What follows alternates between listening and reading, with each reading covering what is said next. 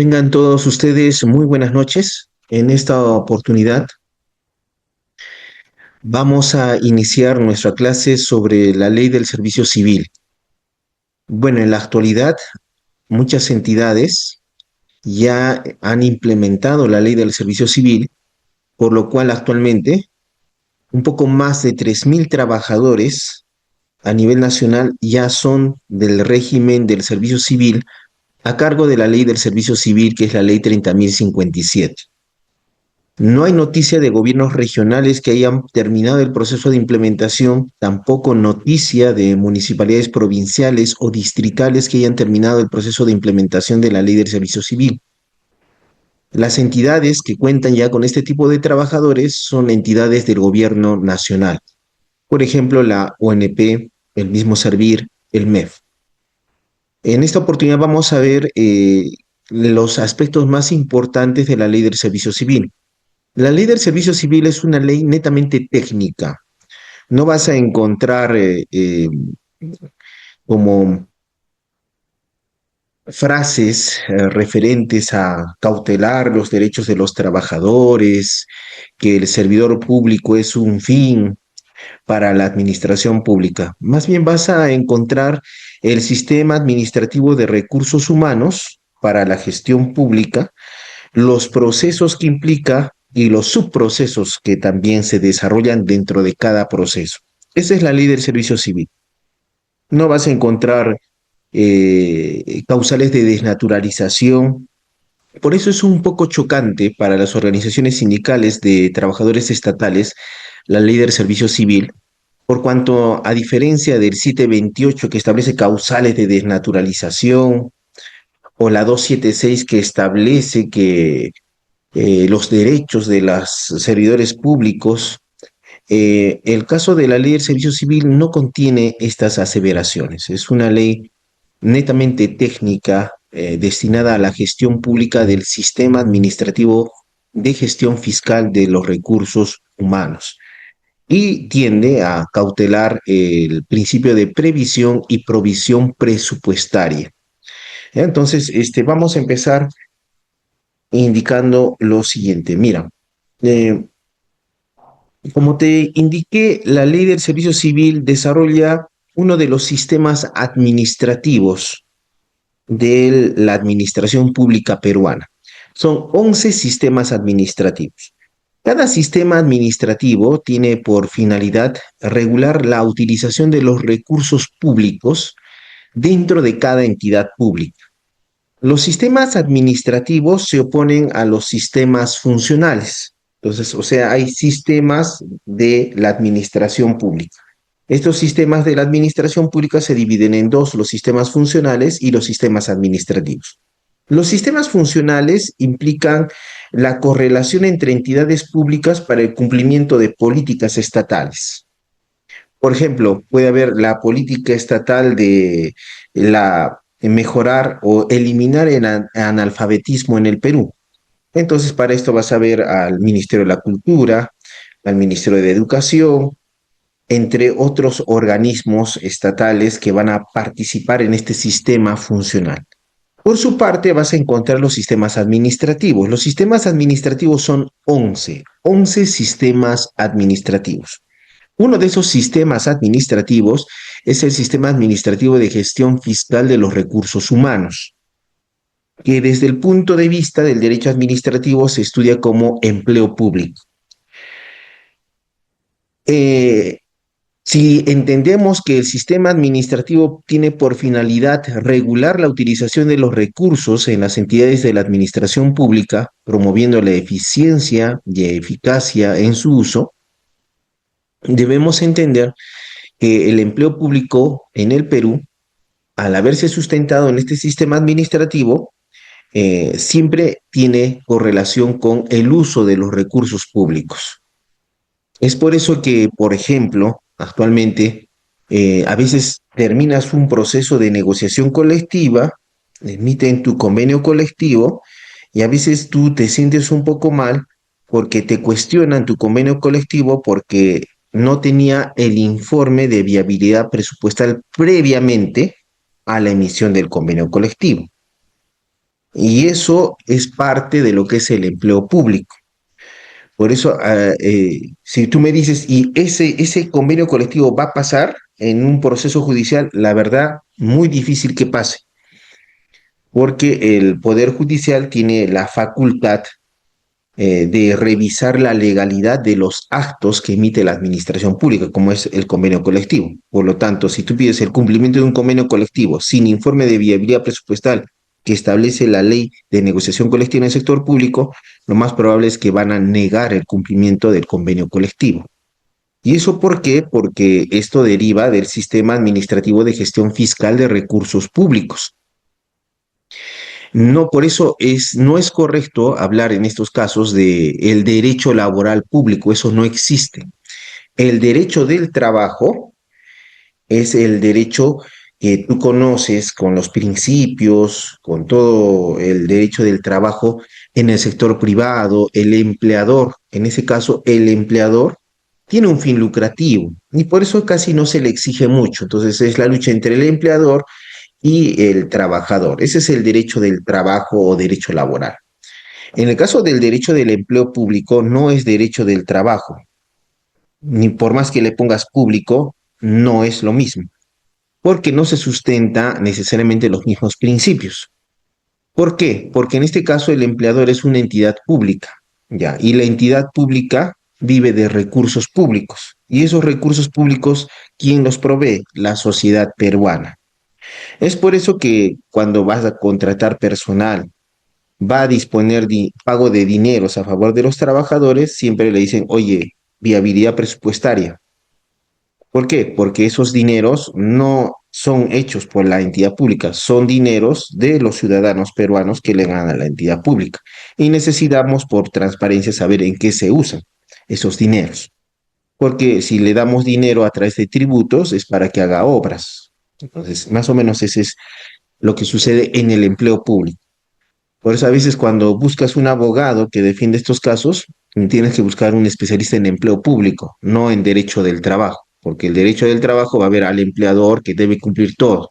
En el empleo público tienes que ver la forma en la cual legalizar las actuaciones del sindicato de trabajadores o del trabajador para que sean coincidentes con el sistema administrativo de gestión del empleo público.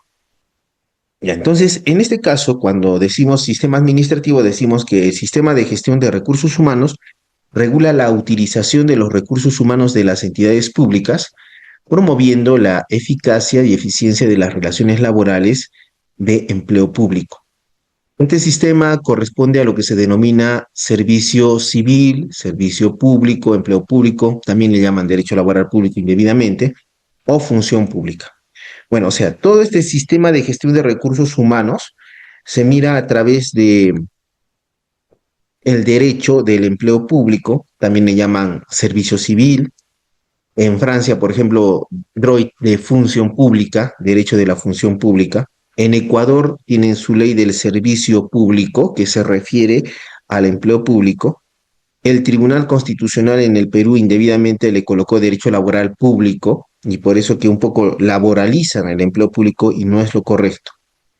¿Ya? Entonces, lo correcto es el empleo público, porque al hablar de empleo público también tenemos en cuenta las modalidades formativas a cargo del Estado, que no son relación laboral, pero sí son una forma de empleo público.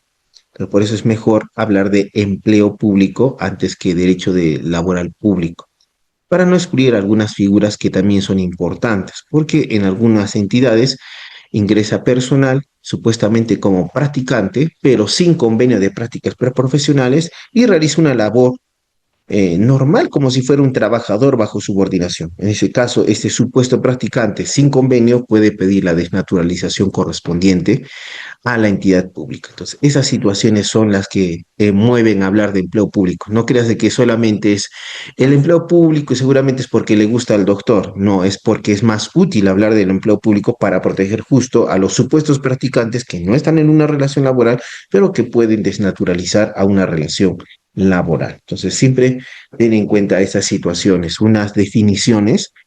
En mi caso, yo siempre generalmente hay que establecer definiciones, pero que concatenen con nuestra realidad nacional. Yo, por ejemplo, yo para esto no es que yo no he estudiado, he leído libros de Francia, de Portugal, de Ecuador, de Latinoamérica, de Colombia. Entonces, un poco lo que yo les indico no es estar erudición, sino más bien teoría. La teoría recuerda que es la descripción ordenada de la realidad. En nuestro caso sería la descripción ordenada de nuestra realidad nacional. Ya, entonces, el sistema administrativo de gestión de recursos humanos establece, desarrolla y ejecuta la política del Estado respecto del servicio civil a través de un conjunto de normas, principios, recursos, métodos, procedimientos y técnicas utilizadas por las entidades públicas en la gestión de los recursos humanos. Es por eso que cuando hablamos de un sistema administrativo de gestión de recursos humanos, nos centramos no solamente en lo que dicen las leyes sobre empleo público, por ejemplo, puede ser la 276, la 1057, el 728 para el Estado o la ley del servicio civil, que es el tema de hoy, sino que también nos centramos en los informes técnicos del ente rector de este sistema, en este caso la Autoridad Nacional del Servicio Civil. Y también estamos a las opiniones técnicas del Ministerio de Economía y Finanzas, porque la Dirección de Gestión de Recursos Humanos del MEF también es parte integrante del Sistema Administrativo de Gestión de Recursos Humanos. Entonces, en este caso, ya vamos a ver algo más central, que es la gestión de las personas, es el conjunto de técnicas de recursos humanos que tiene por objetivo el desenvolvimiento del capital humano en las entidades públicas, configurándose en un proceso que busca mejorar el desempeño de los servidores públicos y de la entidad pública. ¿Ya? Mejorar el desempeño de los servidores públicos y la entidad pública. Allí tal vez tú puedes decir, sí, no hay nada raro, pero si te das cuenta, está diciendo que la gestión de las personas en este sistema administrativo es para mejorar el desempeño del servidor público, no es para velar por la dignidad del servidor público.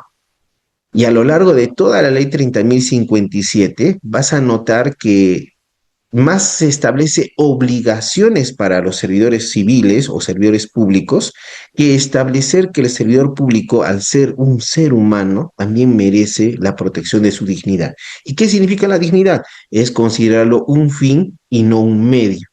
Y a lo largo de la ley 30.057 lo que vas a verificar es que el servidor civil es más bien un medio para lograr un mejor desempeño en el sistema administrativo de gestión de recursos humanos. Y por eso, inclusive cuando vas a revisar en la ley 30.057 los derechos de los servidores públicos, más que verificar derechos, vas a darte cuenta que te topas con prohibiciones o limitaciones a los derechos de los servidores públicos. Entonces, ahora, la ley del servicio civil, lo que hace la ley 30.057 es narrarte cómo está estructurado el sistema administrativo de gestión fiscal de recursos humanos. Y al narrártelo, establece primero quiénes son los integrantes del sistema de recursos humanos.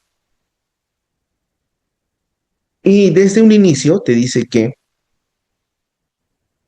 los integrantes del sistema de recursos humanos, en un principio, es la Autoridad Nacional del Servicio Civil, es decir, el servir. Ya, entonces continuamos. Antes de que hubiera este corte, estábamos hablando de los integrantes del sistema de recursos humanos. Y cuando hablamos de los integrantes del sistema de recursos humanos, indicamos que a la cabeza está la Autoridad Nacional del Servicio Civil, que es el servir. El servir es quien formula la política nacional de servicio civil. Recuerda que cuando hablamos del sistema administrativo de recursos humanos, encontramos a la administración pública como estructura, a la gestión pública como acción, a la política nacional lo que tenemos que cumplir y a la legislación administrativa que fundamenta la legalidad. Ya, es eso la ley del servicio civil. No es una poesía sobre los derechos de los servidores civiles, es solamente la regulación del sistema de recursos humanos. Por eso dice, el servir lo que hace es formular la política nacional del servicio civil y por lo tanto ejerce la rectoría del sistema como órgano técnico, garantizando su autonomía, profesionalismo e imparcialidad. Es decir, que el servir es el ente rector del sistema administrativo de gestión de los recursos humanos y tiene competencia a nivel nacional y sobre todas las entidades públicas en los tres niveles de gobierno, gobierno nacional, gobiernos regionales, gobiernos municipales y regímenes de la administración pública. Se refiere a los regímenes laborales generales, 276, 728 del Estado, el CAS, la ley 30.057, y también algunos regímenes laborales especiales. Luego de que te pone a la cabeza al servir como ente rector del sistema, te dice la ley 30.057 que también son integrantes del sistema de recursos humanos las oficinas de recursos humanos de las entidades o las que hagan sus veces. Por ejemplo, tal vez en una entidad se llama subgerencia de talento humano, subgerencia o gerencia de talento humano. Ya, esas son las oficinas de recursos humanos, ¿correcto? Ya. Y te dice, mientras que el servir tiene competencia a nivel nacional, te dice que las oficinas de recursos humanos de cada entidad pública constituyen el nivel descentralizado responsable de la gestión de recursos humanos, sujetándose a las disposiciones que emite el ente rector, es el servir. Es por eso que actualmente, aunque sea el jefe de recursos humanos de una municipalidad, allí no aplicamos autonomía municipal. El jefe de recursos humanos responde al sistema de recursos humanos. Por lo tanto, yo como jefe de recursos humanos de la municipalidad distrital más lejana, debo cumplir con lo que dicen, por ejemplo, los informes técnicos del servir, bajo responsabilidad. Si es que alguien se da cuenta que yo como jefe de recursos humanos inapliqué un precedente vinculante u opinión vinculante del servir, voy a acarrearme responsabilidad. ¿Y qué tipo de responsabilidad? En algunos casos la responsabilidad disciplinaria por negligencia en el desempeño de funciones. Y si es que tu negligencia, error o tal vez lo hiciste de manera consciente, implicó uso indebido de recursos públicos, Contraloría General de la República viene, verifica el uso indebido de recursos públicos y te aperturan un procedimiento administrativo sancionador que puede acarrear tu inhabilitación por 5 años en el sector público, además de que te van a demandar por una indemnización por daños y perjuicios, sumando todo lo que indebidamente pagaste a los servidores públicos y funcionarios públicos. Eso es la realidad nacional. Es por eso que ahora, digamos, a veces las organizaciones sindicales van y hablan con el jefe de recursos humanos. Si es un jefe de recursos humanos que conoce esta situación, evidentemente le va a decir, no, yo no puedo hacer nada. Yo no voy a aprobar un convenio colectivo que no tiene viabilidad presupuestaria. Si quieren, que lo haga el alcalde, pero yo no voy a aprobar. ¿Y eso por qué? Porque el jefe de recursos humanos tiene que responder dentro del sistema de recursos humanos a lo referente al presupuesto público. Por eso a veces los jefes de recursos humanos no van a apostar por una organización sindical de manera tan fácil, porque al final el sindicato puede gozar de beneficios, pero el jefe de recursos humanos va a tener bastante responsabilidad funcional, disciplinaria, penal y civil inclusive. Entonces, por eso a veces ellos no aceptan nada de autonomía municipal y se limitan a hacer lo que dice la Autoridad Nacional del Servicio Civil. Por eso dice, cada entidad contará con su oficina de recursos humanos o la que haga sus veces. Dice, mantienen vínculos funcionales con Servir y son las responsables de gestionar el servicio civil de la entidad. Es responsable de implementar las normas, principios, métodos, procedimientos y técnicas del sistema administrativo de gestión de recursos humanos. Así es que no vayas a pensar que el jefe de recursos humanos de un gobierno regional o de una municipalidad es autónomo. Funcionalmente en recursos humanos no es autónomo. Tiene que responder a las políticas del servir. Otro integrante del sistema de recursos humanos es el Tribunal del Servicio Civil. El Tribunal del Servicio Civil es un órgano colegiado que es parte de la Autoridad Nacional del Servicio Civil. O sea, no vayas a pensar que el servir es uno y el Tribunal del Servicio Civil es otro. Más bien, aquí está el servir y dentro del servir encuentras el Tribunal del Servicio Civil. El Tribunal del Servicio Civil tiene por función resolver controversias individuales que se susciten al interior del sistema. Esto es importante. ¿Por qué? La norma dice que el Tribunal del Servicio Civil resuelve controversias individuales. Y en primer lugar significa que no resuelve conflictos sobre derechos colectivos del empleo público.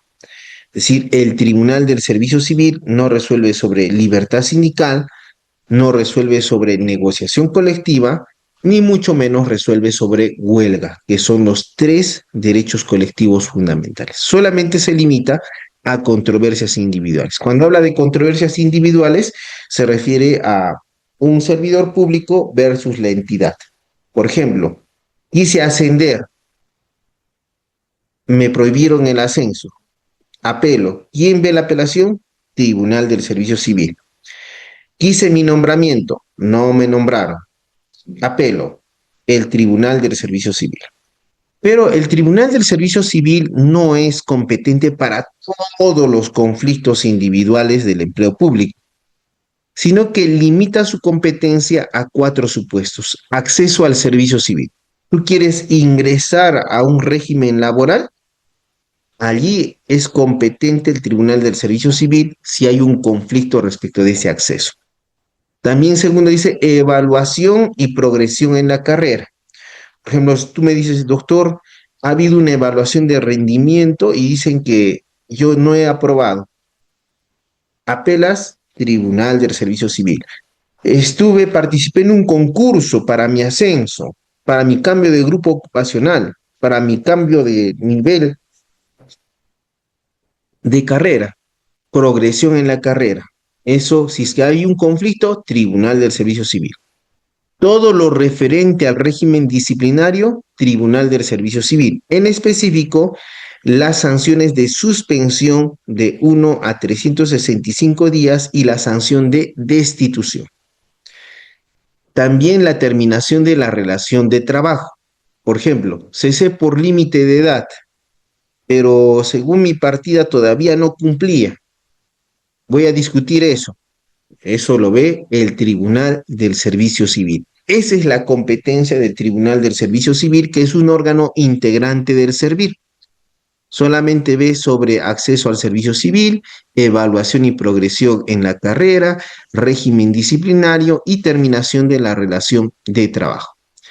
Y por último, como integrante del sistema de recursos humanos, encuentras a la Dirección General de Gestión Fiscal de los Recursos Humanos del Ministerio de Economía y Finanzas.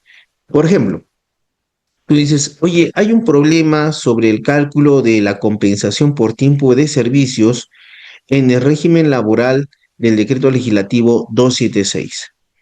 Tal vez tú pides en consulta al servir y el servir te va a decir, no soy competente. Quien es competente es el MEF. Y en efecto, todo lo referente a remuneraciones o beneficios o derechos laborales económicos respecto de cómo se pagan, eso es competencia de la Dirección General de Gestión Fiscal de Recursos Humanos del Ministerio de Economía y Finanzas. Por eso dice, es el órgano de línea del Ministerio de Economía y Finanzas encargado de realizar el análisis financiero y técnico sobre las políticas en materia de ingresos correspondientes a los recursos humanos del sector público, conforme a las leyes respectivas, y proponer medidas en estas materias.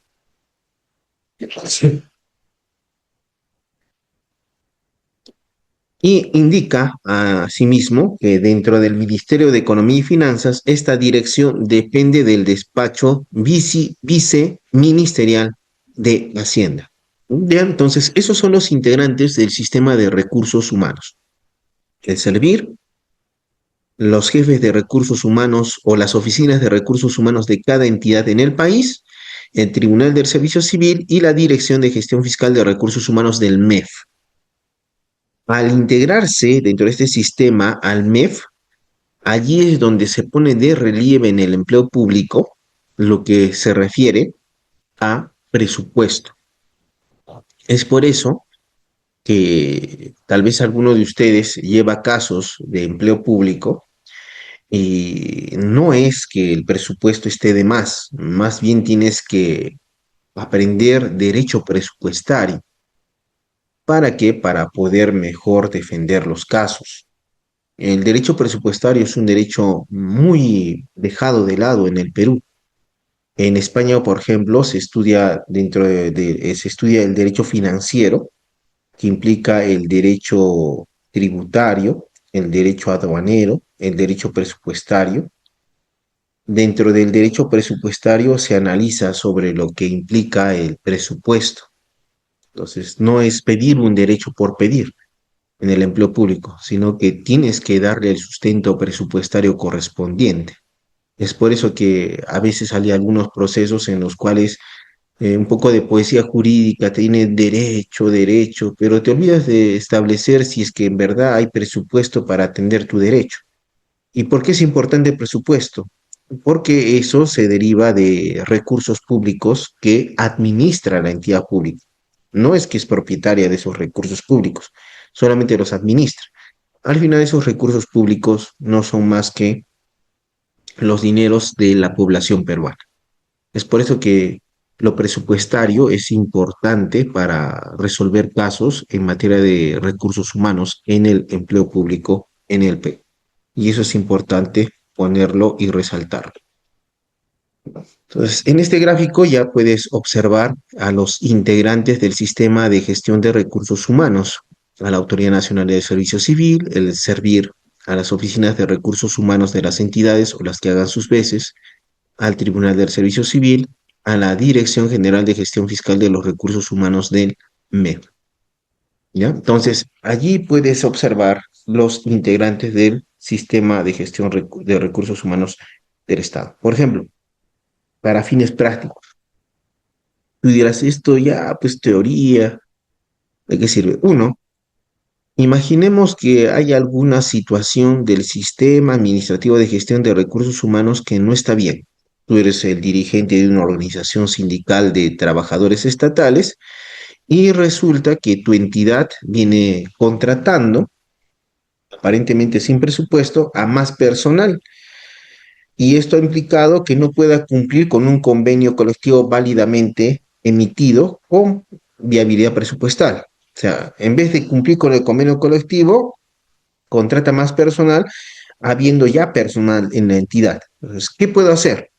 Sabiendo este gráfico, lo que tienes que hacer es pedir una acción de supervisión a través de denuncia administrativa a la Autoridad Nacional de Servicio Civil para que éste inicie una actividad de fiscalización a tu entidad pública respecto de lo que acabo de indicar. Segundo, por ejemplo, Oficina de Recursos Humanos de las entidades o las que hagan sus veces.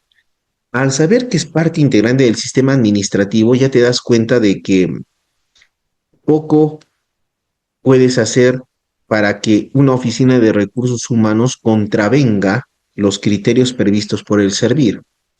Así es que eso te va a dar luces para que algunos pedidos ya tengas la visión de irte a judicializarlos, porque ya te das cuenta que no vas a obtener nada de la Oficina de Recursos Humanos y en apelación tal vez tampoco vas a obtener nada de la entidad pública porque ellos no pueden contravenir lo que indica el servir.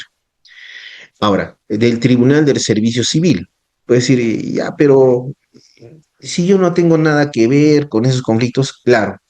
Sin embargo, si eres dirigente sindical o tal vez eres un empleo público y sabes que uno de los integrantes del sistema administrativo de gestión de recursos humanos es el Tribunal del Servicio Civil, te van a dar, decir a alguien, jurisprudencia del Tribunal del Servicio Civil. En efecto, el Tribunal del Servicio Civil tiene sus propias salas con vocales que resuelven casos concretos en resoluciones del Tribunal del Servicio Civil. Entonces, es posible que tú revises y encuentres un caso semejante al tuyo y más o menos vas a prever cuál va a ser el resultado en tu caso. Y eso deriva de la jurisprudencia administrativa del Tribunal del Servicio Civil. Luego, tienes a la Dirección General de Gestión Fiscal de los Recursos Humanos del MEF. A veces tú puedes decir, pero ¿y cómo se calcula el CTS? Y a los contratados les corresponde la compensación vacacional. Esas preguntas que tienen que ver con las remuneraciones, compensaciones económicas de los empleos públicos. Si tú quieres tener como dirigente sindical una visión o como abogado, una opinión técnica, puedes pedir una consulta a la Dirección General de Gestión Fiscal de Recursos Humanos del MEF y ella te va a dar una opinión respecto de tu consulta. Y con eso puedes ejercer una mejor gestión pública si eres un funcionario servidor público. Tal vez tú eres jefe de recursos humanos y dices, ¿y esto cómo lo resuelvo? Tranquilo, pide opinión al servir o manda una opinión al MEF o busca jurisprudencia del Tribunal de Servicio Civil. Entonces, así es como te ayudas con este pequeño gráfico y lo que te acabamos de decir. Es la utilidad. Ahora, disculpen un momentito, estoy con una gripe. Denme en 30 segundos, por favor, 30 segundos.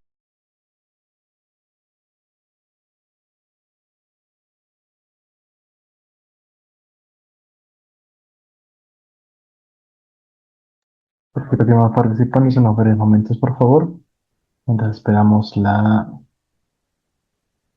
consecución de la sesión del día de hoy. Asimismo, recuerden que pueden realizar cualquier pregunta en el chat de la sesión. Asimismo, pueden levantar la mano al finalizar la sesión también para realizar la ronda de preguntas de la sesión. En breves momentos, regresamos. Lo que establece la ley 30.057 es la gestión de los recursos humanos en el país. La política nacional central de nuestro Perú es unificar todos los regímenes laborales generales a cargo del Estado en uno solo. Se entiende en la ley 30.057. Pero desde un punto de vista de política jurídica hay bastante discusión sobre si eso es bueno o malo. Entonces es más decisión política que jurídica. Si tú me dices, ¿y cuál es tu opinión respecto de la ley 30.057, desde el punto de vista de no de dogmática jurídica, sino de política jurídica?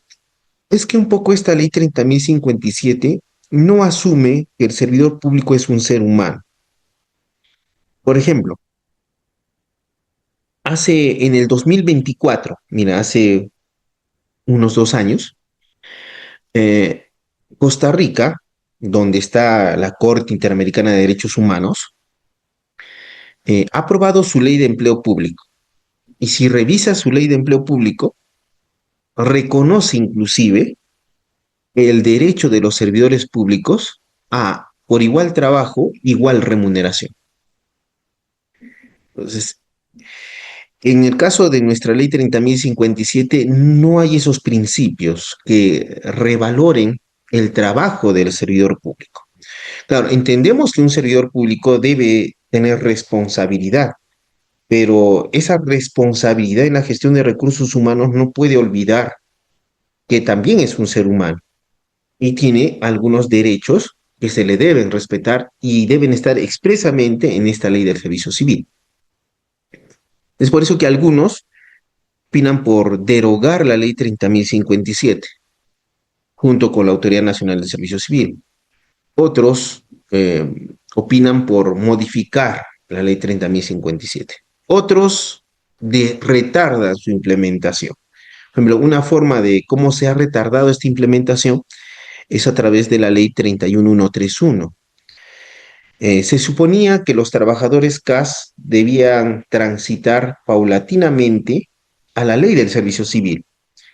Con la publicación de la ley 31131 se creó la figura de los trabajadores CAS indeterminados, lo cual ya hace imposible transitar a la ley 30.057 y menos hablar de la transitoriedad de ese régimen.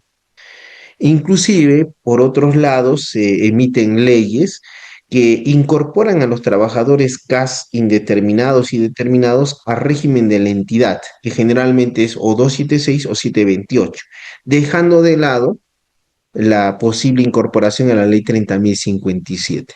Esa es una realidad. Pero la estructura que establece la ley 30.057 desde un punto de vista de gestión pública y técnico es bastante importante y es aplicable a los demás regímenes laborales y a un sistema administrativo de gestión de recursos públicos.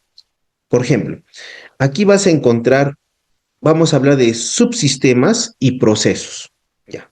El primer subsistema que describe la ley 30.057 es la planificación de políticas de recursos humanos. Planificación de políticas de recursos humanos. ¿Recuerdas que dijimos que el servir estructura la política nacional del empleo público? Bueno, como a la cabeza está su ley del servicio civil, entonces el primer subsistema dentro de este sistema de gestión de recursos humanos es la planificación de políticas de recursos humanos. Dice, este sistema permite organizar la gestión interna de recursos humanos, en congruencia con los objetivos estratégicos de la entidad. ¿Ya?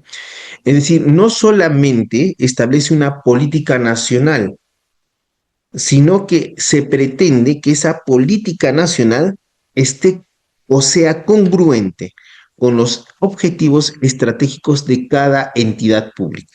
Cuando hablamos de entidad pública, dividimos en tres niveles de gobierno: gobierno nacional, gobiernos regionales y gobiernos locales.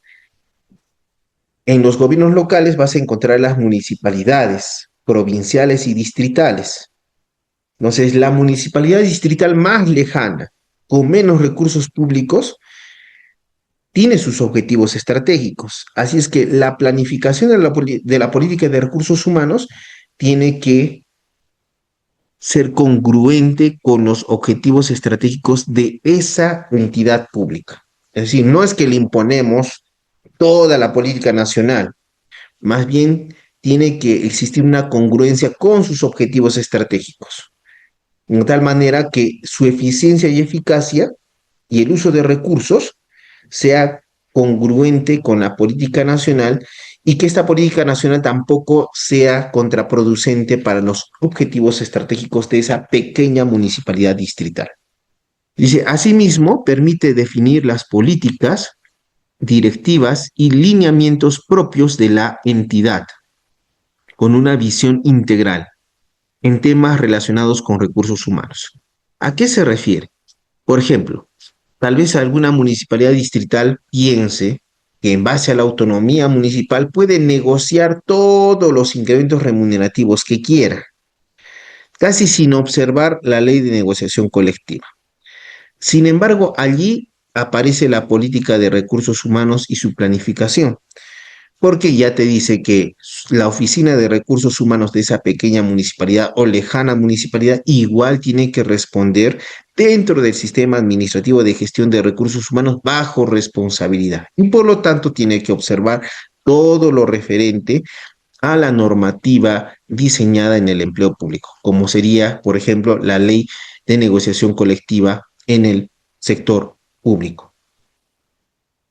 Ahora, esta política o esta planificación de políticas de recursos humanos a nivel macro, como es la Autoridad Nacional del Servicio Civil, y también a nivel de cada entidad pública, implica procesos.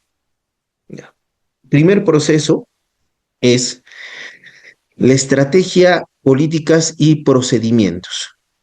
Allí, por ejemplo, tenemos que la ley 30.057, que es la ley del servicio civil, tiene por finalidad establecer un régimen laboral único en la administración pública, de tal manera que se unifiquen los regímenes laborales 276, 728 y CAS.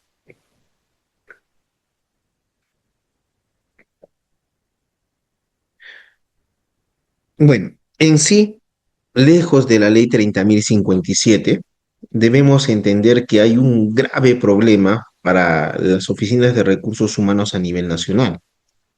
Por ejemplo, es bastante complejo ingresar como encargado de la oficina de recursos humanos de una municipalidad, por ejemplo. Tú dirás, ¿pero por qué? Porque como jefe de recursos humanos de una municipalidad, te encuentras con que los obreros municipales son de régimen laboral 728.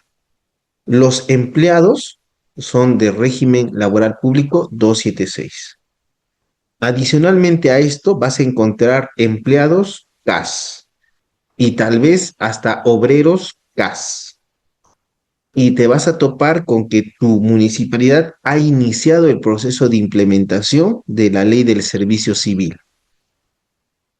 Y como te das cuenta, como jefe de recursos humanos tienes que dominar 728, 276, CAS y la ley del servicio civil. Allí es donde te das cuenta que la unificación de los regímenes laborales generales en uno solo es una política pública necesaria. Porque, por ejemplo, vas a encontrar diferentes criterios. Por ejemplo, si hablamos solamente del CTS, te vas a dar cuenta que cuando el 728 te hable del CTS, tienes que ver su cálculo y los depósitos semestrales que se deben realizar. Tiene su propio cálculo.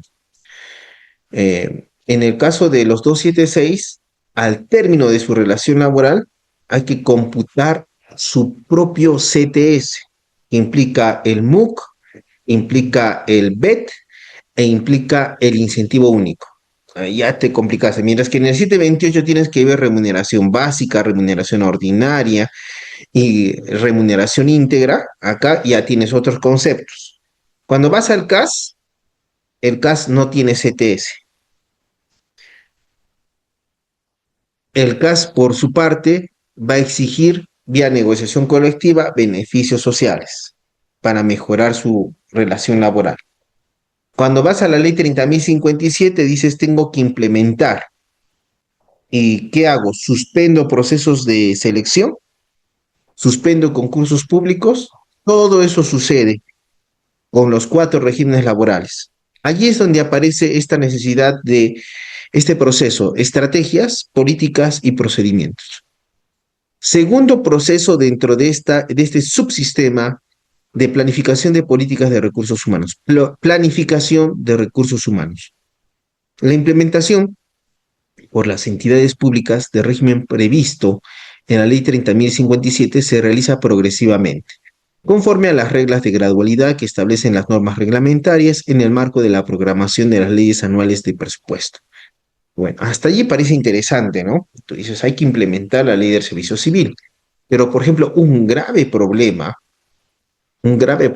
que afronta la Oficina de Recursos Humanos es que cuando ingresa y está en el proceso de implementación de la ley del servicio civil, se da cuenta que debe revisar los documentos de gestión sobre recursos humanos.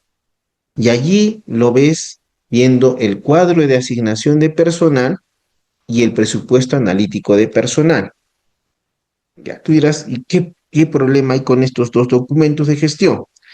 Ya, que para que puedas implementar la ley del servicio civil, tienes que hacer un sinceramiento y tienes que actualizar tu cuadro de asignación de personal, el cual va a variar a un cuadro de asignación de personal provisional.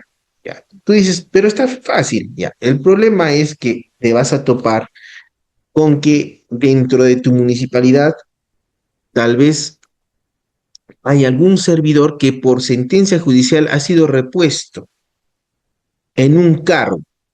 Cuando quieres clasificar ese cargo dentro de el sistema administrativo de gestión de recursos públicos, conforme a la ley del empleo público, te das cuenta que no coincide y mucho menos la remuneración. Y ahí tienes problemas, porque dices, para que coincida tengo que bajarle la remuneración, porque si no, va a ganar más que los que en verdad deberían ganar más. Ahora, si hago eso, contravengo una sentencia y ninguna autoridad puede dejar sin efecto una sentencia que ha pasado en autoridad de cosa juzgada. ¿Ya? Esos problemas son los que se encuentran en la planificación de recursos humanos. Tú dirás, ¿y para qué tiene que actualizar el CAP? Uno, tiene que actualizar el CAP a un CAP provisional para incorporar cargos que todavía no están en ese CAP, que no está actualizado. Te cuento, por ejemplo, ahora ha habido un proceso de nombramiento, ya está culminando, ya culminó ya. Y resulta que algunas personas están más de 10 años en un cargo, pero ese cargo nunca ha sido parte del CAP. ¿Y qué es lo que se ha hecho? Negar, porque la Oficina de Recursos Humanos ha pedido la opinión técnica del Servir y el Servir simplemente le ha dicho, la ley dice que el nombramiento se da en un cargo previsto en el cuadro de asignación de personal. De tal manera, si no está previsto, el nombramiento no procede. Claro, el servidor público ha puesto el grito en el cielo porque 10 años el mismo cargo y nunca se actualizó el CAP. Lamentablemente no se actualizó. Desde un punto de vista técnico, no procede el nombramiento. Desde un punto de vista jurídico, irrenunciabilidad de derechos, arbitrariedad, discrecionalidad, procede. Eso ya es vía judicial. Ahora, ¿para qué tenemos que actualizar? Ese es un problema del CAP. Encontramos otro problema en el presupuesto analítico de personal. Resulta que se ha dado incrementos remunerativos fuera de planillas. Ahora tenemos que incorporarlos. No encajan. Hay que revisar. Algunos incrementos se da que se daban por más de 10 años, pero cuando se pidió el documento que sustenta ese pago, no existe. Allí hay otro problema jurídico. ¿Se puede aplicar la costumbre jurídica laboral en el sector público teniendo en cuenta que él se rige por el principio de legalidad? Es decir, que solamente puede hacer lo que las normas le dicen. ¿Y puedes tú discutir eso al momento de elaborar tu presupuesto analítico de personal? Porque tú no eres abogado, tú haces gestión pública. Allí otro problema. Ahora tú dirás, ¿y para qué debo actualizar estos dos documentos de gestión?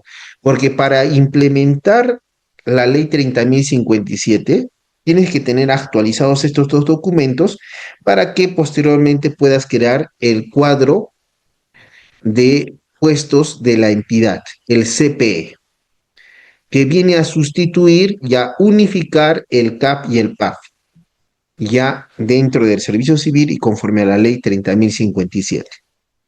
Ya, eso es el problema de la planificación de los recursos humanos y por qué hasta la fecha municipalidades, gobiernos regionales se ven limitados en la implementación de la ley del servicio civil.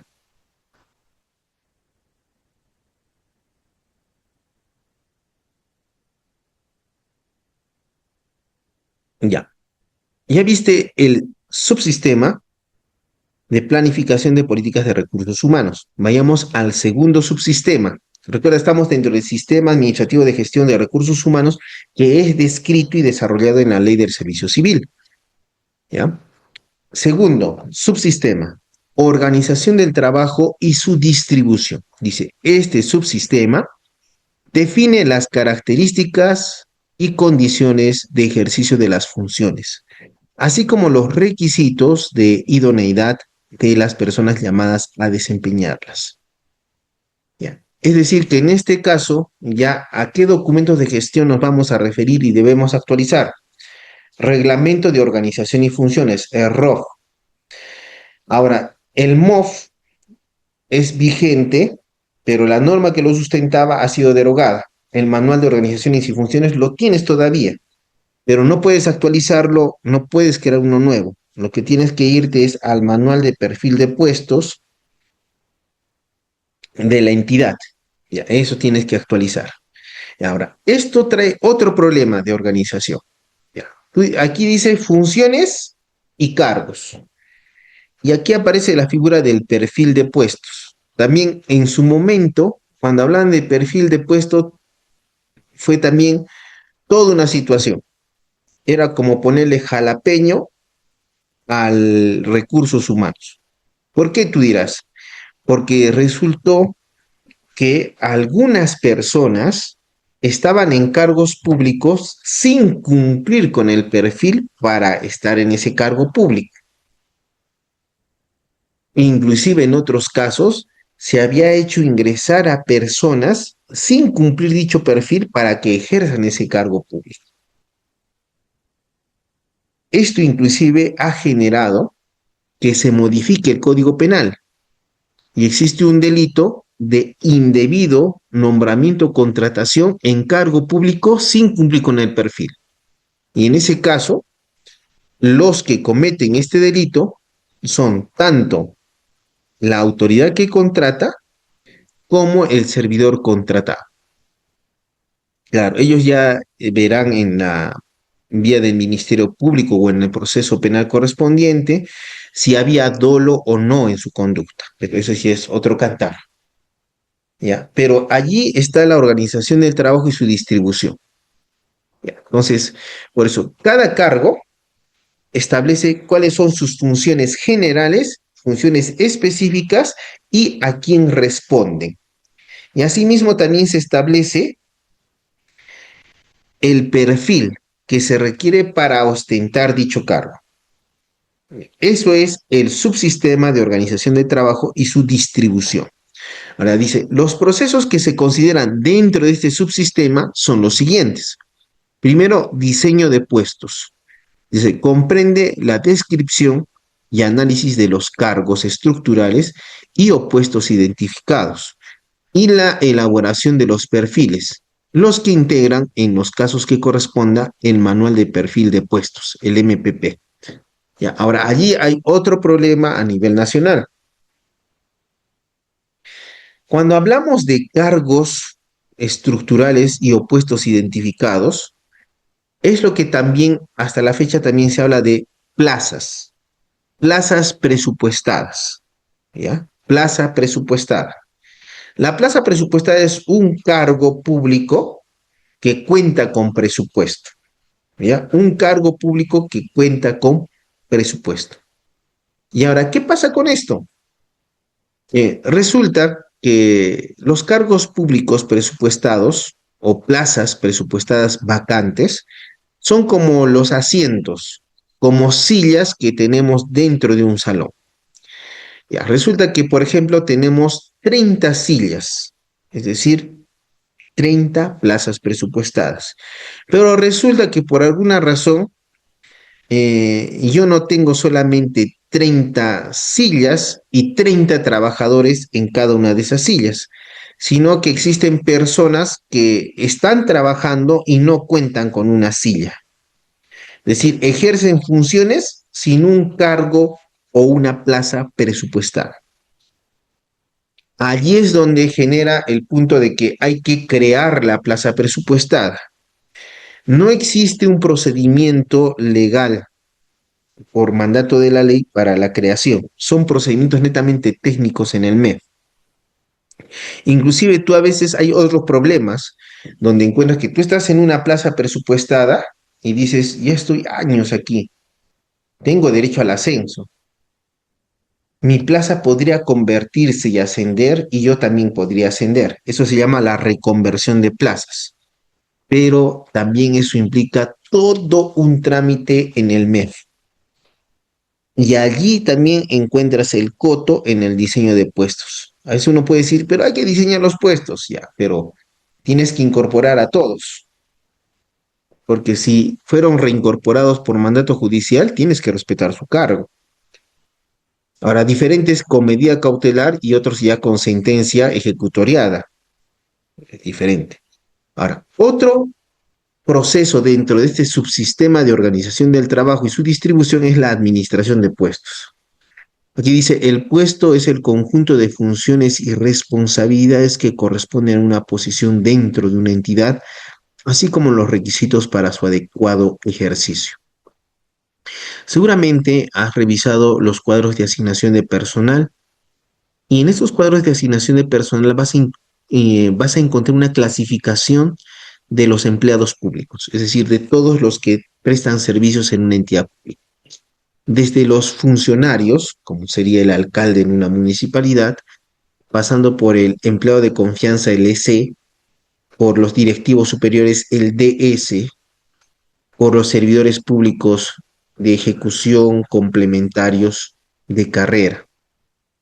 Entonces, cada uno de estos grupos de empleados públicos implican también categorías remunerativas o niveles remunerativos. Y eso determina mayores responsabilidades y mayor remuneración. Entonces, eso es la administración de los puestos. Allí no creas que también es sencillo. Por ejemplo, un gran problema es directivo superior y empleado de confianza.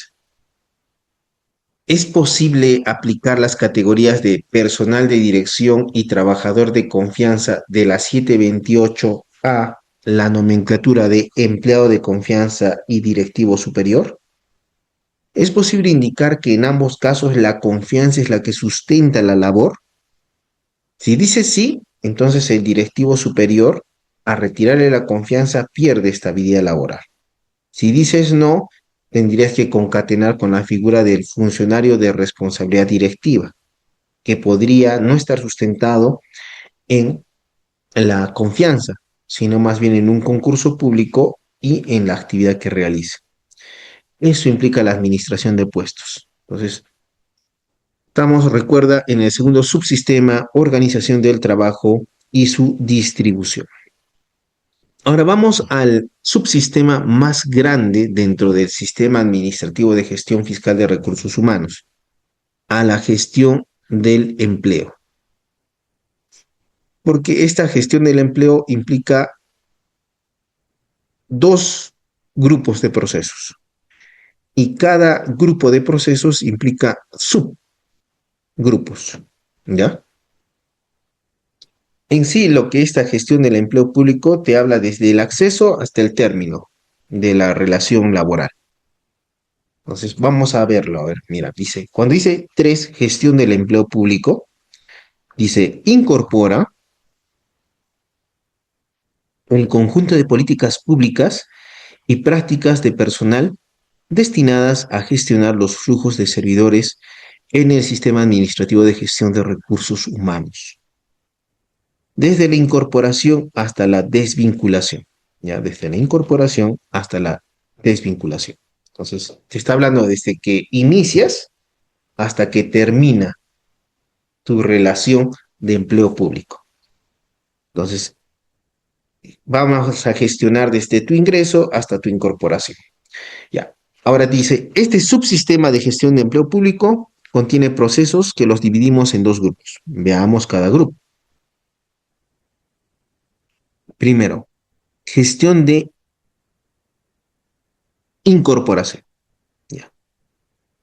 Dice, la selección de los servidores públicos es a través de un concurso público. Declarados aptos para la contratación, se vincula a los servidores civiles a través de un contrato de trabajo. Habiendo ingresado a la entidad pública, se brinda la información relacionada con el funcionamiento general de la entidad para luego estar sujetos a un periodo de prueba. Esperado este periodo, se desarrolla la relación de empleo público. Esto ya te hace ver un sistema de flexibilización laboral. Tú dirás, pero ¿por qué yo lo veo normal? Mira, en primer lugar te dice que ingresas por concurso público. O sea, has pasado un montón de etapas y ganaste el concurso público. Pero hasta allí no estás seguro, porque una vez que ganas el concurso público, también te sujetas a un periodo de prueba. Es decir, que hayas pasado todo un concurso público no te garantiza que te vas a quedar. porque está sujeto a un periodo de prueba, ¿correcto? Ya. Ahora, otro detalle es que, por ejemplo, aquí te habla de que la selección de los servidores públicos es a través de un concurso público. No dice proceso de selección. Ya, tú dirás, pero parece, es lo mismo. Bueno, en sí no es lo mismo. Ya el Tribunal Constitucional, cuando declaró inconstitucional la ley 31131 de régimen CAS, un poco disminuyó, por no decirlo casi menospreció, los procesos de selección a través de los cuales se contrataba a los trabajadores CAS, indicando que esos procesos de selección no son concursos públicos, porque un concurso público es como el previsto en la 276, que establece etapas claramente definidas para que puedas acceder al empleo público. En este caso te dice expresamente concurso público, ya no dice proceso de selección, ya. Ahí ya tenemos que los procesos de selección están disminuidos. Ahora, otra situación es vincula a los servidores civiles a través de un contrato de trabajo. Ya. Allí hay otro problema, y dice contrato de trabajo. En la doctrina del empleo público se habla de contratos de empleo público. Inclusive los contratos de empleo público son parte de una teoría, la teoría contractual del empleo público, que se concatena con la teoría del estatuto del empleo público. La teoría del estatuto del empleo público te habla sobre la carrera administrativa. En el Perú, si no fuera por nuestra 276, eh, no hablaríamos de una teoría mixta.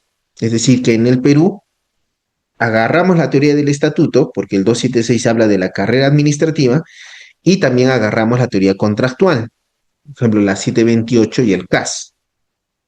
Pero tú dirás, ¿pero qué importante tiene que sea carrera administrativa o contrato? Lo que pasa es que un contrato es manipulable. El empleo público, sustentado en un contrato, es un contrato de adhesión. En el caso de la teoría del estatuto, la vinculación se hace a través de un acto administrativo, que es muy diferente. Ahí ya ves algunas situaciones. Ahora, como ves, esta gestión de incorporación dice concurso público, ingresas, pero estás sujeto a periodo de prueba. Pero también te habla sobre, se te brinda la información relacionada con el funcionamiento general de la entidad. ¿Qué es esto? La inducción. La inducción no hay problema, es algo que se debe dar para que el empleo público conozca la entidad y conozca las funciones que va a realizar. Pero dentro de este proceso de gestión de la incorporación vas a encontrar subprocesos y encuentras la selección. Dice, la selección de personal se hará teniendo en cuenta el principio de mérito. Allí ya, y esto también es importante, cuando dice que se debe tener en cuenta el principio de mérito, significa que todo ingreso a un cargo público es por concurso público. No hay ingresos por la ventana sin concurso público. ¿Ya? Entonces, eso es parte del principio de mérito. Claro, en ese caso también se da casos en los cuales hay personas que han ingresado sin concurso público. Allí también debe tenerse en cuenta lo siguiente. ¿De quién es responsabilidad la realización de un proceso de selección o concurso público? ¿Del trabajador o de la entidad? Es decir, de la entidad pública. Por lo tanto, si es un trabajador que elabora normalmente, ¿le podría trasladar esa responsabilidad de no haber ingresado por concurso público para decirle que no tienes derecho a la reposición si lo voto? La respuesta es no, pero eso es el criterio actual en la jurisprudencia. No puedes pedir tu reposición laboral si es que no acreditas tu ingreso por concurso público. Y eso es trasladar una responsabilidad de la entidad al trabajador, quien no tiene nada que ver con la tramitación de concursos o procesos de selección. ¿Ya? Eso es lo que te dejo para reflexión. Pero la regla general es, todos ingresamos por concurso público en mérito al principio de mérito que regula el empleo público en el Perú. B. Vinculación. La contratación laboral implica la expresión de voluntad del servidor civil y de la entidad pública, formalizando un contrato de trabajo a plazo indeterminado o plazo fijo. En este caso, como te dije, elimina la teoría del estatuto. En la teoría del estatuto, la administración pública emite una resolución y, por ejemplo, te nombra en un cargo. En este caso te dice, hay una vinculación por contrato, dice, la expresión de voluntad del servidor civil. Pero eso también no es tan cierto, porque sabemos que en las bases del concurso te dan el contrato CAS que vas a firmar. Ya, tú lo lees, ¿vas a poder cuestionar alguna cláusula? No, simplemente te adhieres a ese contrato. Entonces, ¿cuál es la expresión de voluntad del servidor civil? Es un contrato de adhesión. Inclusive dice manifestación de voluntad para un contrato de trabajo a plazo fijo. Pero así, ¿qué de extraño tiene eso? Es que justo es eso lo que alegan en los procesos de desnaturalización de un contrato a plazo fijo por un contrato a plazo indeterminado. La selección, estamos hablando de la vinculación por el contrato de trabajo. Y indicamos que la vinculación a través del contrato de trabajo resulta un poco ilusoria en el sentido de que dice es la expresión de voluntad del servidor civil cuando este contrato es un contrato de adhesión, es decir, que el servidor civil que gana el proceso de selección no negocia este tipo de contratos. Luego de que ya formalizas y firmas el contrato, pasas a la inducción. Y en ese caso ya pasamos a que se le debe informar al servidor público sobre,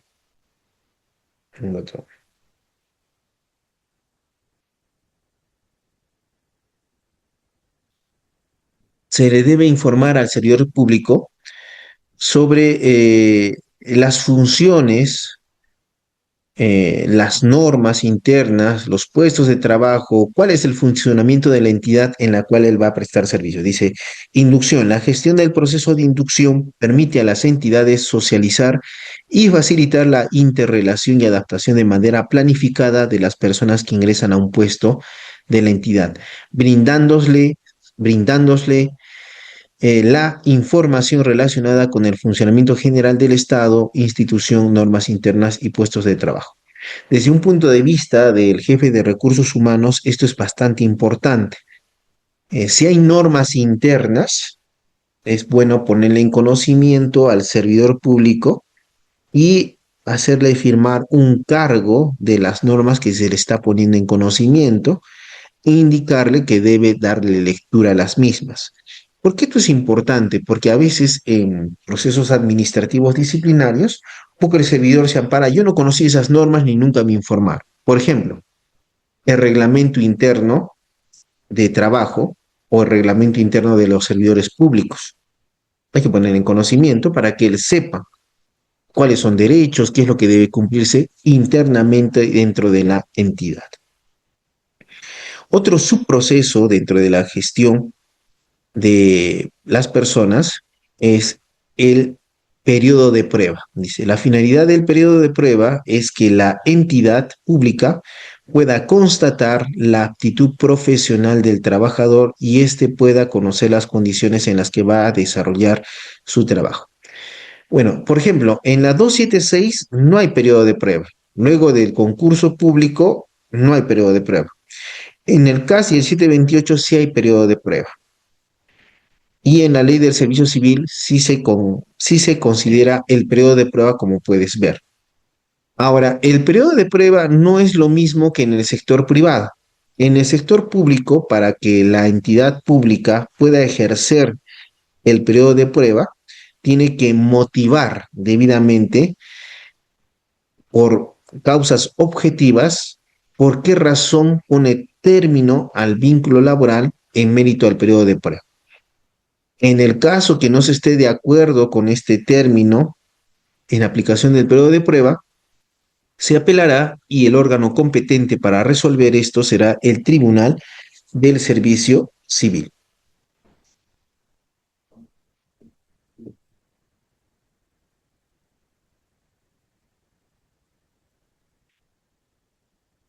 Ahora, vemos la administración de las personas como otro grupo dentro de la gestión del empleo público. Ya, cuando vemos en la administración de las personas, dice, la administración de personal es el área responsable de garantizar la conformidad legal de las relaciones entre los servidores públicos y la entidad. Ya, ya firmaste, participaste en el proceso de selección o concurso público, suscribiste el contrato o emitieron la resolución, fuiste sujeto a una inducción, pasaste el periodo de prueba y pasamos a la administración de las personas. Esta administración de las personas implica lo siguiente: administración de legajos. ¿Qué es el legajo de personal? Es un documento oficial de carácter estrictamente confidencial. ¿Ya? Es decir, que el derecho de acceso a la información pública no puede implicar acceder a legajos de personal. Dice, en donde se archivan los documentos personales y administrativos del trabajador a partir de su ingreso a la administración pública y se incrementa con los que se generen durante su vida laboral. Es decir, todos los méritos o deméritos del servidor público los vas a encontrar en su legajo de personal. El único que puede hacer uso de ese legajo de personal es el titular del mismo.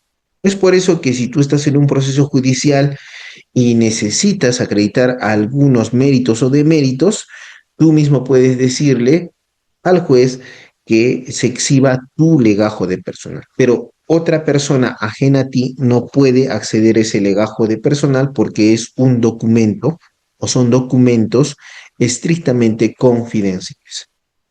Otra situación dentro de la administración de las personas es el control de asistencia.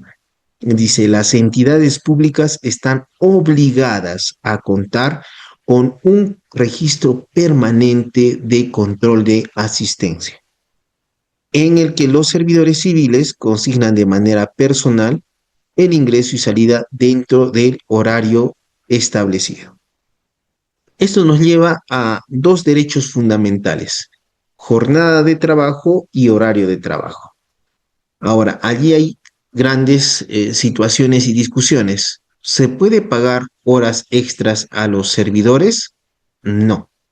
Las horas extras se compensan con descanso.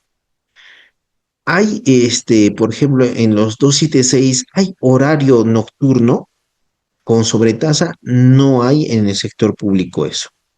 Entonces, no va a haber pagos adicionales. Eso es interesante porque, por ejemplo, en la legislación de empleo público de Chile, sí se reconoce el trabajo en sobretiempo a través de una compensación económica, pero por normatividad presupuestaria no se reconoce en nuestro ordenamiento jurídico peruano. Pero en este caso, la ley del servicio civil te especifica que los desplazamientos de personal son actos de administración. Tú puedes decir, ¿y qué de importante?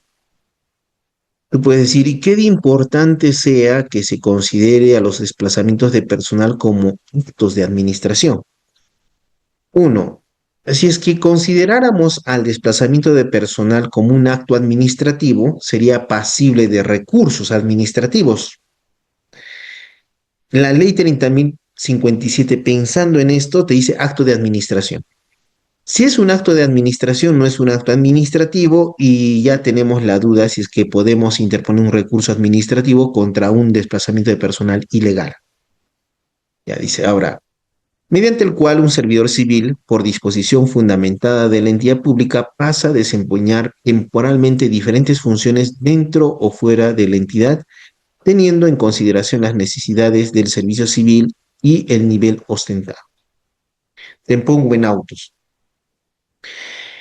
Cuando revisas el 276, te regula los desplazamientos de personal. Te regula primero la asignación de funciones. Luego de esa asignación de funciones, te habla de los desplazamientos de personal. Te dice rotación, reasignación, destaque, encargatura, designación, transferencia, permuta, comisión de servicios. Ya. Sin embargo, cuando ya se regule la ley 30.057, notas que ya no se regulan algunas formas de personal. Desaparece la permuta. En la ley 30.057 ya no hay la permuta. La permuta consiste en que, por ejemplo, tú puedes permutar tu plaza con otro servidor de tu mismo nivel y grupo. Ya, por ejemplo, en el magisterial a veces vas a una UGEL y ahí ves, necesito permutar. Ya no hay la permuta. Reasignación. Decir de que tú estás en Tumbes y por motivos de salud quieres ser reasignado en Arequipa. Eso tampoco ya hay. No hay. La transferencia tampoco hay. Es decir, se extingue tu entidad, deberías pasar a otra entidad. Ya no hay eso en la ley de servicio civil. Se extingue tu entidad, se extingue tu vínculo, no pasas a otra entidad. ¿Ya? Entonces, esas figuras desaparecen en la ley del servicio civil. Dentro de la administración de las personas también encuentras los procedimientos disciplinarios. Dice, la responsabilidad administrativa disciplinaria es aquella que exige el Estado a los servidores civiles por las faltas disciplinarias que cometan en el ejercicio de sus funciones o la prestación de servicios. Ya. Esto implica el famoso PAD, procedimiento administrativo disciplinario. Sin embargo, en el Perú, la responsabilidad administrativa de los servidores públicos se divide en dos, la responsabilidad administrativa disciplinaria y la responsabilidad administrativa funcional. La responsabilidad administrativa disciplinaria es investigada por Secretaría Técnica que cada entidad tiene y resuelta por las autoridades disciplinarias dentro de la entidad. La responsabilidad administrativa funcional está a cargo de los órganos de la Contraloría General de la República. ¿Cuál es la diferencia fundamental? Si es que has hecho un uso indebido de recursos públicos, responsabilidad administrativa funcional a cargo de la Contraloría General de la República. Si, por ejemplo, solamente has hecho un faltamiento grave de palabra a tu superior jerárquico, eso es responsabilidad administrativa disciplinaria porque no tiene que ver con recursos públicos. Desvinculación. La relación laboral en el servicio civil termina con la conclusión del vínculo que une a la entidad con el servidor civil. Se otorga al servidor civil adecuada protección contra el término arbitrario del servicio civil. Tú puedes decir, genial, mira, hay adecuada protección contra el término arbitrario del servicio civil. Pero cuando ves en la ley 30.057 las formas de término del servicio civil, en ninguna parte te habla sobre el despido injustificado. Por lo tanto, tendrías que irte a la Constitución Política del Perú para poder hallar protección respecto de un despido injustificado. Cuarto, gestión de rendimiento. Es el cuarto subsistema. Identifica y reconoce el aporte de los servidores civiles a los objetivos y metas institucionales. Asimismo, por medio de este subsistema, se evidencian las necesidades de los servidores civiles para mejorar el desempeño en sus puestos y como consecuencia de ello de la entidad. El proceso de este subsistema es la evaluación de desempeño. Este subsistema de rendimiento es el que más se ha cuestionado por parte de las organizaciones sindicales de empleados públicos. ¿Y por qué? Porque esto implica evaluaciones. Te hacen una primera evaluación, desapruebas, te dan una segunda oportunidad, desapruebas, se pone término a tu relación de empleo público. Ahora, el problema no está en que se evalúe los servidores públicos, sino el problema está en que se evite la arbitrariedad en estas evaluaciones. Porque a veces se puede dar de que la autoridad utiliza la gestión de rendimiento para usar vendetas en contra de algunos servidores públicos que no les agrada. Y de hecho, por ejemplo, en mi caso, he tenido algún proceso en el cual pasa la gestión de rendimiento, pero desaprueba y le dicen que no acredita algunas acciones. La servidora me trae todas las acciones acreditadas. Apela. Igual dice no.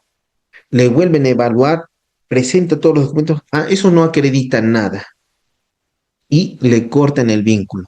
Apelamos al servir, ya bueno, servir. Pero mientras tanto, medidas cautelares, acciones de amparo no proceden en esos casos por la complejidad y porque se refiere a una vía específica que es el contencioso administrativo previo agotamiento de la vía administrativa a través de los recursos administrativos. Esas situaciones son las que hacen ver esta gestión de rendimiento como algo peligroso para la estabilidad laboral de los servidores públicos. Quinto subsistema, gestión de la compensación. En este caso también hay un gran problema. La ley 30.057 no te habla en ninguna parte de remuneraciones, te habla de compensación económica.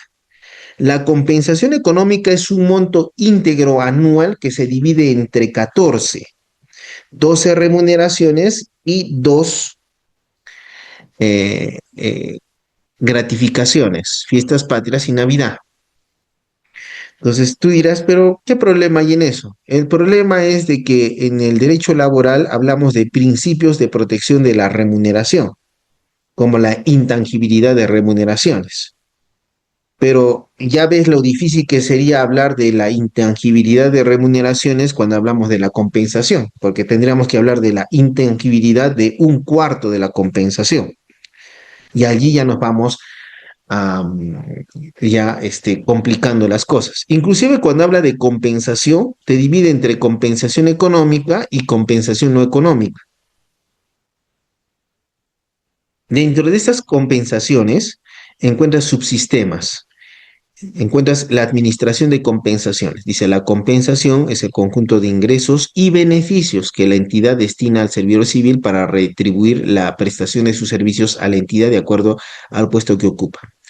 Ya, los ingresos sería lo que correspondería a la remuneración, la compensación económica, y beneficios económicos o derechos laborales económicos, pero no contempla la ley 30.057 los derechos económicos convencionales, es decir, los que derivan de la compensación, simplemente los derechos económicos que derivan de la ley 30.057 y de la Constitución. Y allí ya hay un gran problema. Ahora, cuando habla de los beneficios, eso nos refiere a los programas de bienestar que establece la 276. Por ejemplo, un programa de bienestar sería vacaciones útiles para los hijos de los servidores, programas de playa, por ejemplo, en estas etapas que vienen. Pero no, la ley 30.057 te dice que como beneficios, compensaciones no económicas, es, por ejemplo, darte tu diploma como servidor público por ser el mejor servidor público del año, el que menos quejas ha tenido. Tú dices, pero eso, ¿en qué me ayuda? Y allí ya aparece que existen compensaciones con incidencia económica, en lo cual ya implica presupuesto y ya limitaciones de que no se pueden dar. Otro es la administración de las pensiones. Allí aparece la AFP y la ONP. Ya, al lado de la relación de empleo público surge la relación previsional, que implica seguridad social en salud y la seguridad social en pensiones. Y eso, bueno, está a cargo del Estado, la ONP, Sistema Nacional de Pensiones, y a cargo de entidades privadas, las AFP, Sistema Privado de Pensiones, que ya como has visto han tenido un gran problema que no otorgan una debida pensión a los servidores públicos. Sexto subsistema, gestión de desarrollo y capacitación. Ya. Se supone que cuando tú ingresas a la administración pública, cuando eres joven, piensas que vas a desarrollarte, más cuando le ponen carrera administrativa, dices, voy a tener un largo camino y trecho, voy a avanzar, voy a superarme y cada eslabón que haga va a ser destinado a que yo sea un directivo superior, un funcionario de confianza. Me van a capacitar en la Escuela Nacional de Administración Pública, tal vez hasta me van a hacer estudiar mi posgrado, mis diplomados, pero eso es un poco eh, No es tan cierto. Las entidades públicas limitan esta gestión de desarrollo y capacitación. Incluso existe un plan anual de capacitaciones, pero ese plan anual de capacitaciones a veces no se da. A veces son las organizaciones sindicales las que tratan de capacitar a su personal. La falta de gestión pública en convenios interinstitucionales con universidades hace que a veces los servidores vean lejano que su entidad realice un convenio con una universidad para que él siga un posgrado o culmine sus estudios. Entonces, eso implica en la gestión de desarrollo y capacitación encuentras subsistemas como es la procesos, disculpa, capacitación y la progresión en la carrera. Por ejemplo, la progresión en la carrera ha visto limitado. En el caso de los 276, ellos esperan la progresión en la carrera, los ascensos, que son derechos fundamentales conforme a la Convención Americana de Derechos Humanos, y así lo ha dicho el Tribunal Constitucional. El ascenso es un derecho fundamental. Pero ya ves que las leyes presupuestales o las leyes de presupuesto anual prohíben la progresión en la carrera, salvo excepciones que ellos mismos establecen. Por ejemplo, la ley 276 y su reglamento establecen que cada 2 años debe haber un proceso de ascenso y cambio de grupo ocupacional, pero no se da. No existen plazas vacantes, están ocupadas y todo eso hace ver muy lejano la gestión de desarrollo y capacitación. Otro está la gestión de relaciones humanas y sociales, que comprende la organización y servidores civiles en torno a políticas y prácticas de personal. Dentro de este subsistema encuentras dos procesos: las relaciones laborales individuales y colectivas, que implica los conflictos laborales individuales, servidor público versus entidad, y los conflictos laborales colectivos, organizaciones sindicales, sindicatos, federaciones y confederaciones, versus entidad o grupos de entidades públicas. Y otro proceso importante es la seguridad y salud en el trabajo. Entonces, en este caso implica los comités de seguridad y salud en el trabajo. Aquí ya se analiza el tema de las enfermedades profesionales y los accidentes de trabajo, que también es un tema muy dejado de lado, porque a veces hay obreros municipales, obreros regionales, que a veces su seguridad y salud en el trabajo no es la debida. Dentro de esto también encuentras el bienestar social. Dice, la administración pública a través de sus entidades deberá diseñar y establecer políticas para implementar de modo progresivo programas de bienestar social e incentivos dirigidos a la promoción de los servidores y su familia, así como a contribuir al mejor ejercicio de las funciones asignadas. Ya, esto también es útil. Sin embargo, a veces la falta de conocimiento de gestión pública, no de legislación administrativa, de gestión pública, es decir, de ingenio para establecer incentivos y programas de bienestar social, limita esta situación. Inclusive impide que una municipalidad, por ejemplo, pueda ser ingeniosa en establecer programas de bienestar social para sus trabajadores. Otro es clima organizacional y cultura. Dice, permite a las entidades públicas fomentar la cultura deseada en sus servidores y promueven el compromiso para el desarrollo de objetivos organizacionales. Es la identidad con la entidad pública. Comunicación interna se refiere a los actos que se realizan dentro de la entidad para difundir mensajes a los servidores civiles que lo conforman. Eso implica la implementación de un correo electrónico institucional, no la utilización de correos personales de los servidores públicos, regular el uso de mensajes, por ejemplo, a través de grupos de WhatsApp, que a veces el grupo de WhatsApp se convierte en todo un problema para el servidor público, porque a veces un solo mensaje mal dicho o mal interpretado implica toda una serie de mensajes que ya a veces implican la, el cierre de dicho grupo. Pero se debe tener en cuenta establecer directivas de ética para estos grupos de comunicaciones internas. Resolución de controversias. Dice, los conflictos laborales son parte de la gestión de los recursos públicos. La resolución de conflictos laborales es parte del sistema de gestión de recursos humanos. Conflictos laborales individuales, conflictos laborales colectivos. En el conflictos laborales individuales ya sabes que el Tribunal del Servicio Civil es competente en régimen disciplinario, acceso, evaluación y progresión y término de la relación laboral. Lo demás está sujeto a un agotamiento de la vía administrativa y a que se vaya el servidor a un contencioso administrativo laboral.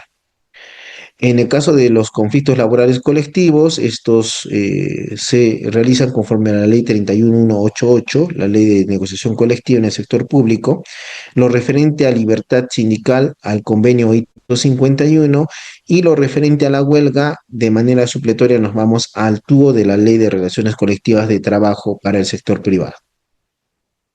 Es importante establecer que este subsistema es considerado en el decreto legislativo 1023, sin embargo, no es considerado como un subsistema en la ley 30.057 y su reglamento.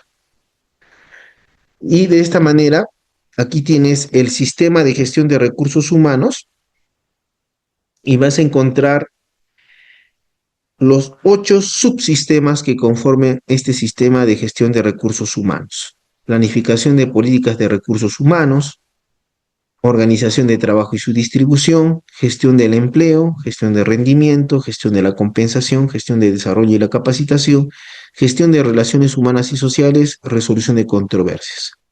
No creas, si bien estamos hablando de la ley 30.057, no creas que tal vez dices, no, pero esa ley todavía no se implementa, o en su caso puedes decir, y si se deroga esa ley, esto que estamos aprendiendo no sirve. En realidad, todos estos subsistemas que puedes ver en este cuadrito y que describe la ley 30.057, si revisas libros de gestión de recursos humanos dentro de los libros de administración, seguramente has visto mm, la carrera de administración. Dentro de esa carrera de administración hay la administración de personal. En esa administración de personal se desarrollan estos subsistemas y son totalmente aplicables para comprender mejor el 276, el CAS y la 728. Claro, adaptándolo un poco, pero estos subsistemas son claves para comprender cualquier sistema de recursos humanos o cualquier régimen laboral, ya sea general o especial en el sector público o en el sector privado si es que también te interesa. Y con eso cumplimos con nuestra clase del día de hoy sobre la ley 30.057, que como has visto es una ley netamente técnica que nos habla de el sistema de gestión de recursos humanos y los subsistemas que ella implica, más los procesos y subprocesos. Muchas gracias. Muchísimas gracias, doctor, por esta gran ponencia. Vamos a trasladar rápidamente algunas preguntas que han quedado en el venir de la sesión. Nos dice Alejandro Torres, muchas gracias, doctor, por su excelente ponencia. Mi consulta es, desde su experiencia, ¿cuál considera que es el principal factor político o social que ha impedido que el tránsito al régimen del servicio civil sea más célere en las entidades públicas? La falta mira, la OIT establece que deben sentarse para la elaboración de una ley del servicio civil 3 actores: las organizaciones sindicales que representan a los trabajadores, las entidades públicas como empleadoras en los 3 niveles de gobierno y el Estado, a partir del Poder Ejecutivo y el ente rector. Estos 3 actores son importantes para elaborar una ley del servicio civil. Lo que sucede en nuestra ley del servicio civil es que no ha habido ese consenso entre esos 3 actores. Y eso ha implicado de que los empleadores, entidades públicas, se pegan a lo que indica la Autoridad Nacional del Servicio Civil. Por su parte, las organizaciones sindicales, al verse desnudas desde el punto de vista jurídico, ellas han usado el ámbito del poder político, congresistas, leyes especiales para grupos especiales de trabajadores. Entonces, la falta de conversación de una ley del servicio civil por parte de estos 3 actores que impliquen un consenso, eso ha implicado la demora en la implementación de la ley 30.057.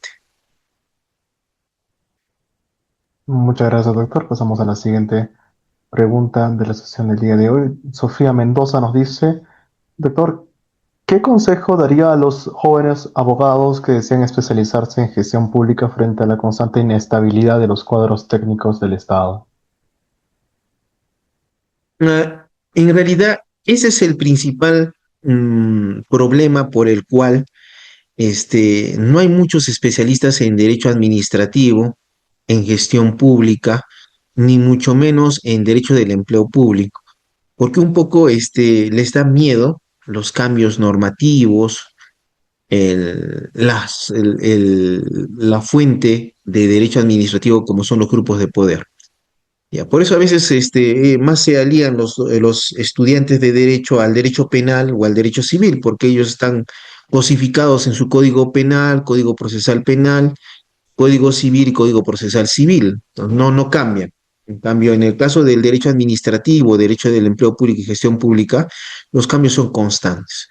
Sin embargo, esto es una apariencia.